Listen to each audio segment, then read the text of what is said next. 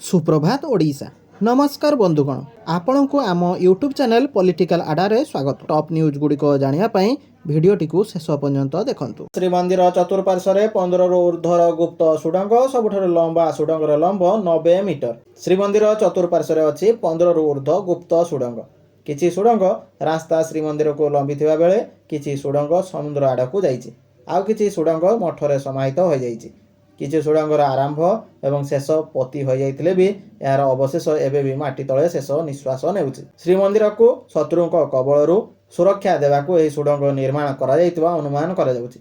अन्य पक्षरे शह शह वर्ष तले श्रीमंदिर आखपाखरे गढ़ी उठिथिबा जनबसति कालक्रमे माटी तले पति हो जाइथिबारु एही सुडंग सदृश भग्नावशेष जीपीआर सर्वे रे नजर आसुतबा कुहा जाउछि। परवर्ती खबर, रंधन गैस विकल्प हेबो इथानल, दूर हेबो एलपीजी समस्या। रंधन गैस विकल्प हेबो इथानल। एबे एलपीजी उपरे निर्भरता कम करिवा पई इथानल व्यवहार पई प्रस्तुति चलीछि। सरकार एथानल भित्तिक स्टोव बा चूल्हा निर्माण उपरे कार्य करुछन्ति। एनै खाद्य एवं साधारण बंटन सचिव सचिव चोप्रा दिल्ली रे आयोजित एक कार्यक्रम रे एनै सूचना दैछन्ति। परवर्ती खबर, श्रीराम नवमी उत्सव पई शांति श्रृंखला बजाय रखिबाकू पुलिस प्रशासन को मुख्यमंत्री निर्देश। आसंता 27 तारिख रे श्रीराम नवमी उत्सव पालित हेबाकू जाउथिबारु सारा राज्य रे शांति श्रृंखला बजाय रखिबा पई पुलिस प्रशासन को दृढ़ निर्देश दैछन्ति मुख्यमंत्री मोहन चरण माझी। लोकसभा भवन रे एक उच्च स्तरीय बैठक रे अध्यक्षता करी मुख्यमंत्री कहिथिले मर्यादा पुरुष श्रीरामचंद्र स्वनक्षत्र दिवस को श्रीराम नवमी भाव में सारा देश में अत्यंत भक्ति और श्रद्धार सह पालित करा जाए। परवर्ती खबर, एप्रिल 2 रु युक्त 2 खाता देखा, मे रे फलाफल। उच्च माध्यमिक शिक्षा परिषद सीएचएसई परिचालित युक्त 2 परीक्षा शेष होब। परीक्षा सरिया मात्रे खाता देखि शीघ्र फलाफल प्रकाश करने को अंटा भिड़ी सीएचएसई। सीएचएसई वरिष्ठ अधिकारी कहवा अनुसार आसंता एप्रिल 2 तारिख रु युक्त 2 खाता देखा आरंभ हेब। 2टी पर्यायर खाता देखा हेब। एप्रिल मास शेष सुधा खाता देखा शेष हेब। मे मासरे परीक्षा फल प्रकाश पाइब बोली प्रकाश करिसेंति। परवर्ती खबर, झाई झाई कलाणी खरा, आहुरी 4 डिग्री बढ़िबो ताती। 28 जाए काल बैशाखी अलर्ट।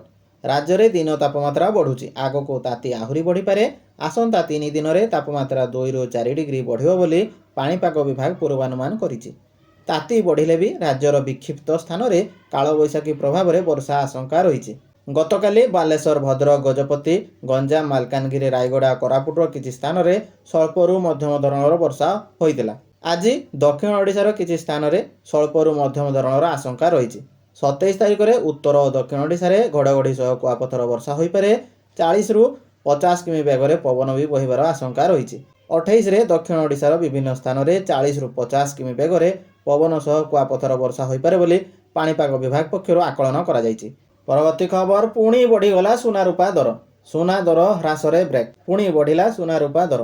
आज 24 कैरेट सुना 10 ग्राम प्रति दर बढ़ी 3760 टंका। सेहीपरि 22 कैरेट सुना 10 ग्राम प्रति 3450 टंका महंगा हो जाइछि। एबे 22 कैरेट सुना 10 ग्राम प्रति दर रही 1,34,450 टंका। सेहीभଳି 24 कैरेट सुना 10 ग्राम प्रति दर 1,46,670 टंका को वृद्धि पाई जाइछि। अन्यपटे रूपा केजी मूल्य 10,000 टंका बढ़ी 2,60,000 टंका पहुंची।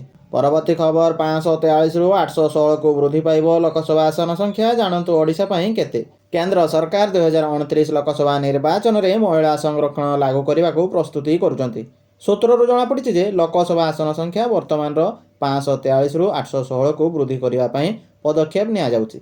एही प्रस्ताव को वर्तमान जनसंख्या अनुपात को बजाय रखी सीमा निर्धारण आयोग माध्यम रे कार्यकारी कराजिवो, जहाँ मोट आसनर 1/3 महिलांको पई संरक्षित रहिबो। सरकार चलित अधिवेशन रे संसद रे ए संपर्कित बिल नारी बंधन आईन संशोधन बिल आगत करि पारंती। सूत्रରୁ जଣାपड़ी जे सरकार ए संशोधन बिल संपर्क रे विभिन्न राजनीतिक दल सहित सहमति सृष्टि करने को चेष्टा करुचंती।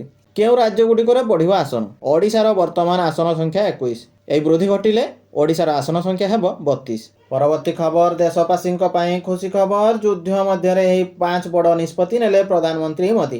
पश्चिम एशिया ईरान, इजराइल और अमेरिका मध्य चली युद्ध मध्य ଭାରତ ସରକାର ଦେଶର ଅର୍ଥନୀତି ଏବଂ ସାଧାରଣ ଜନତାଙ୍କୁ ଏହାର ପ୍ରତିକୂଳ ପ୍ରଭାବରୁ ରକ୍ଷା କରିବା ପାଇଁ ଏକ ମିଶନ ମୋଡ୍ ଆରମ୍ଭ କରିଛନ୍ତି। ପ୍ରଧାନମନ୍ତ୍ରୀ ମୋଦି ରାଜ୍ୟସଭାରେ ଘୋଷଣା କରିଥିଲେ ଯେ ଇନ୍ଧନ, ସାର ଏବଂ ଅତ୍ୟାବଶ୍ୟକ ସାମଗ୍ରୀର ଯୋଗାଣ ସୁନିଶ୍ଚିତ କରିବା ପାଇଁ ସରକାର 7ଟି ସଶକ୍ତ ଗୋଷ୍ଠୀ ଗଠନ କରିଛନ୍ତି। ପ୍ରଧାନମନ୍ତ୍ରୀ ସ୍ପଷ୍ଟ କରିଛନ୍ତି ଯେ ପ୍ରାୟ 3 ସପ୍ତାହ ଧରି ଚାଲିଥିବା ଏହି ଯୁଦ୍ଧରେ ଏକ ଶକ୍ତି ସଙ୍କଟ ସୃଷ୍ଟି କରିଛି। ଭାରତ ପାଇଁ ଚିନ୍ତାର ବିଷୟ କେବଳ ଅଶୋଧିତ ତୈଳର ମୂଲ୍ୟ ନୁହେଁ, ବରଂ ହରମୁଜ ପ୍ରଣାଳୀ ବନ୍ଦ ହେବା ମଧ୍ୟ, ଯାହା ଏହି ରାସ୍ତା ଦେଇ ଏହାର ତୈଳ ଆବଶ୍ୟକତାର ଏକ ବଡ଼ ଅଂଶ ଆମଦାନୀ କରିଥାଏ।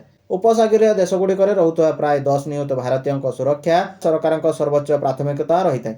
ହରମୁଜ ପ୍ରଣାଳୀରେ ଅନେକ ଭାରତୀୟ କ୍ରୁ ସଦସ୍ୟ ଫସି ରହିଛନ୍ତି ଏବଂ ସେମାନଙ୍କୁ ଉଦ୍ଧାର କରିବା ପାଇଁ ପ୍ରୟାସ ଜାରି ରହିଛି ବୋଲି ପ୍ରଧାନମନ୍ତ୍ରୀ ପ୍ରକାଶ କରିଛନ୍ତି। ପରବର୍ତ୍ତୀ ଖବର, ଆସନ୍ତା ଦିନରେ ହୋଇପାରେ ଏନର୍ଜି ଲକଡାଉନ, ଆଶଙ୍କା କଲେଣି ବିରୋଧୀ ଓ ବିଶେଷଜ୍ଞ। ଇରାନ ଇସ୍ରାଏଲ ଯୁଦ୍ଧ ସ୍ଥିତି ବିଶ୍ୱ ଅର୍ଥନୀତିକୁ ମାନ୍ଦାବସ୍ଥା ଭିତରକୁ ଠେଲି ଦେଲାଣି। ଆଗାମୀ ଦିନରେ ଦେଖାଦେଇପାରେ ଶକ୍ତି ସଙ୍କଟ, ଆସନ୍ତା ଦିନରେ ହୋଇପାରେ ଏନର୍ଜି ଲକଡାଉନ, ଏପରି ଆଶଙ୍କା କଲେଣି ବିରୋଧୀ ଓ ବିଶେଷଜ୍ଞ। ଭାରତ ମଧ୍ୟ ଏହି ସଙ୍କଟର ସାମ୍ନା କରିବାକୁ ଯାଉଛି। ଯଦିଓ ଭାରତ ସରକାର କହୁଛନ୍ତି ଦେଶରେ ପର୍ଯ୍ୟାପ୍ତ ତୈଳ ମହଜୁଦ ଅଛି। ଗ୍ୟାସର ସଙ୍କଟ ସ୍ଥିତି ଥିଲେ ବି ଗ୍ୟାସ ଯୋଗାଣ ଶୃଙ୍ଖଳକୁ ସ୍ୱାଭାବିକ କରିବାକୁ ଅହରହ ଉଦ୍ୟମ ଜାରି ରଖିଛନ୍ତି କେନ୍ଦ୍ର ସରକାର। କିନ୍ତୁ ଇରାନ ଉପରେ ଇସ୍ରାଏଲ ଆମେରିକା ଆକ୍ରମଣ ପରେ ମଧ୍ୟପ୍ରାଚ୍ୟ ଦେଶ ସମୂହ ଯେପରି ଧ୍ୱସ୍ତ ବିଧ୍ୱସ୍ତ ହୋଇଛନ୍ତି, ସେଠାରେ ସ୍ୱାଭାବିକ ଅବସ୍ଥା ଫେରିବା ପାଇଁ ଅନେକ ବର୍ଷ ଲାଗିଯାଇପାରେ। ପରବର୍ତ୍ତୀ ଖବର, ମୋଦିଙ୍କୁ ଫୋନ୍ କଲେ ଟ୍ରମ୍ପ, ଯୁଦ୍ଧ ନେବ ଭୟଙ୍କର ରୂପ।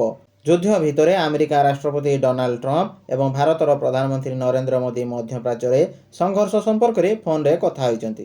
ଉଭୟ ନେତା ଆଞ୍ଚଳିକ ସ୍ଥିରତା ବଜାୟ ରଖିବା ଏବଂ ବିଶ୍ୱ ଶକ୍ତି ଯୋଗାଣର ସୁରକ୍ଷା ସୁନିଶ୍ଚିତ କରିବା ଉପରେ ଗୁରୁତ୍ୱାରୋପ କରିଛନ୍ତି।